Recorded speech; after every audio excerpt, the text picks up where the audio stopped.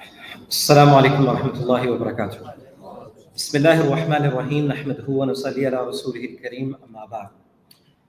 And sisters, we continue our series on the Ahaadeeth of the virtues of Masjid Al Aqsa.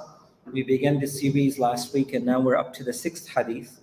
And as we all know that there is a deep connection that Allah subhanahu wa ta'ala has given every believer, every Muslim to Haramain, which are the sacred spaces, sanctuaries and places of worship. And amongst the sanctuaries that Allah subhanahu wa ta'ala has made or has given this ummah, the ummah of the Prophet ﷺ, is Masjid Al Aqsa as well.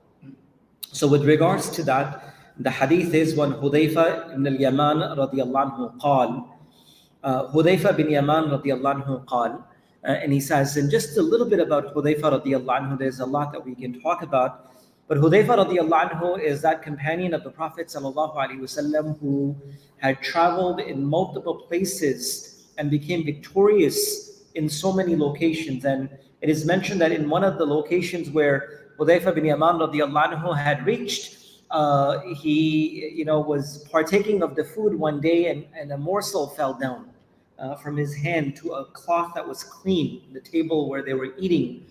So Hudayfa radiyallahu anhu picked up the morsel, he cleaned and he was about to eat, and someone, with their elbow, sign said, it's not good. They're kings and they are rich and the noble that are sitting around and they would feel like we're nothing. And at this moment, Hudayfa radiallahu anhu said something so amazing that it's been scribed in the books of history, where he said, أَتَرَكْتُ سُنَّةُ الْحَبِيبِ لِهَؤُلَاءِ الْحُمَقَاءِ.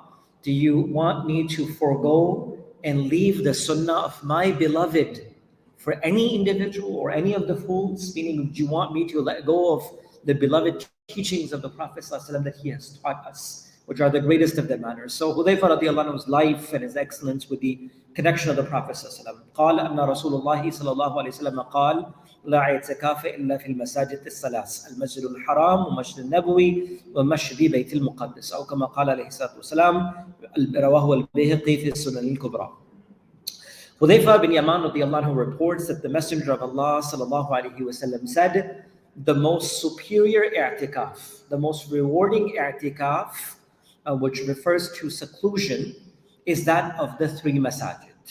The first is Masjid Al-Haram in Makkah. Then Rasulullah sallallahu alaihi wasallam said, the masjid of the Prophet Muhammad sallallahu alaihi wasallam, Masjid Al-Nabawi. And then Rasulullah sallallahu alaihi wasallam said, the masjid of Baytul Muqaddas in Jerusalem, which is Masjid Al Aqsa.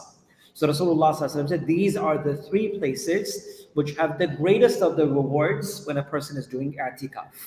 Few things about i'tikaf, something to take back, and we'll conclude with this hadith. So i'tikaf itself is of many types.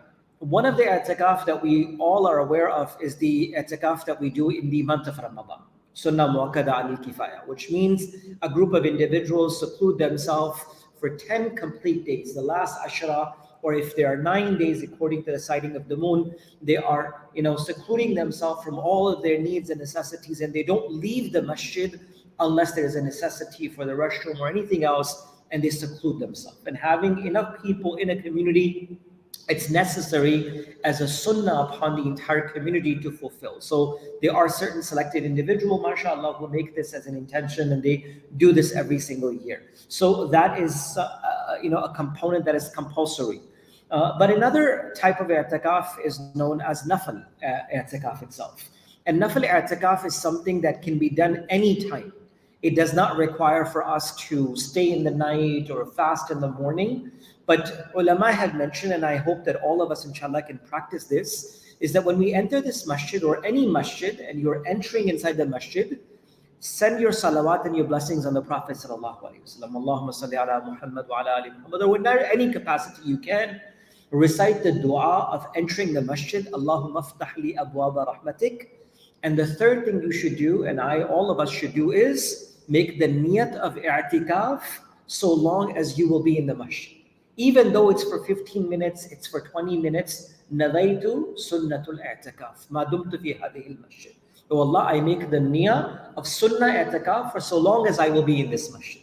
So even our sitting here at this moment will be considered i'tikaf, seclusion for the sake of Allah subhanahu wa ta'ala. So the entrance of the masjid, the 15-20 minutes, half an hour, or whatever time that we spend, could also be considered as i'tikaf, as a seclusion.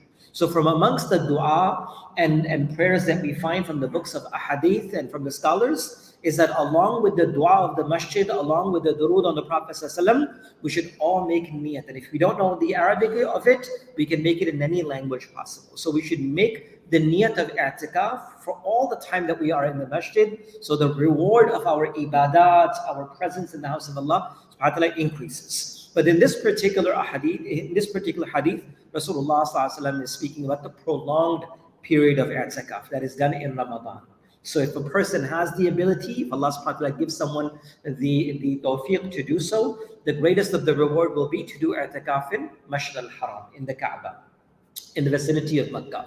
And if that is not possible, then the Masjid of Rasulullah sallallahu alaihi wasallam. And if Allah subhanahu wa ta'ala gives someone an opportunity to do i'tikaf in Masjid Al Aqsa as well. These are the three of the most superior places to ever do i'tikaf for the sake of Allah subhanahu wa ta'ala. May Allah make this possible for us and allow us to practice whatever good has been shared in our lives, inshallah. In the next 10 minutes, we will begin our series that we have begun known as Ulumul Hadith, the sciences of Hadith. Tonight is our 6th session, inshallah. So please do join us for our class, inshallah, in a few moments. SubhanAllah wa bihamdihi.